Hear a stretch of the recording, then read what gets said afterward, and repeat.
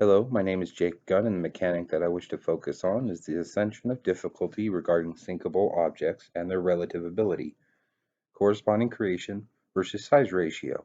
This is for the game Assassin's Creed Black Flag and Assassin's Creed Odyssey. In the game Black Flag, each ship is registered with its own title and level, but these attributes are purely aesthetic, as everything in the game is compiled by its relative size. In fact, if you are to shoot even the smallest vehicle with even the lightest weapon, it is easily destroyed with one hit. As for the bigger the ship, the more damage is it able to take and give.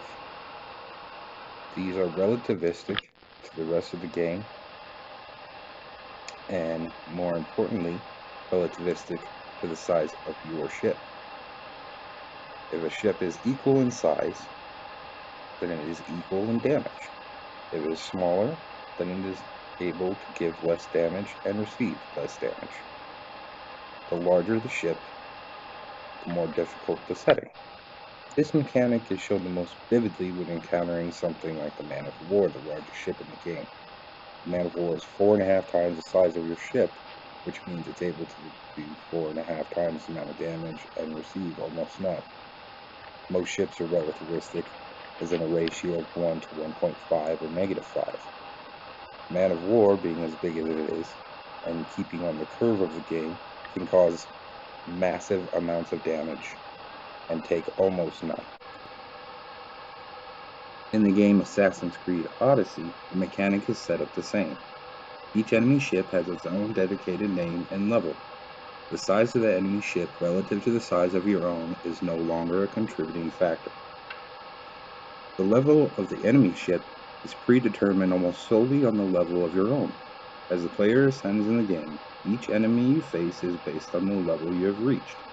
This ensures that every battle fought throughout the game has the same level of challenge no matter the enemy.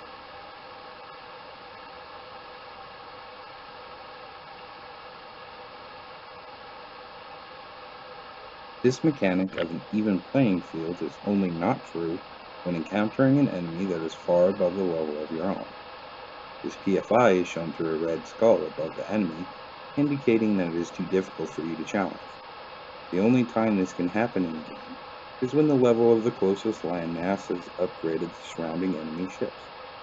If you are to sail to an island with a lower level, the original rules of the player's levels then apply. This has been my presentation, and thank you for watching.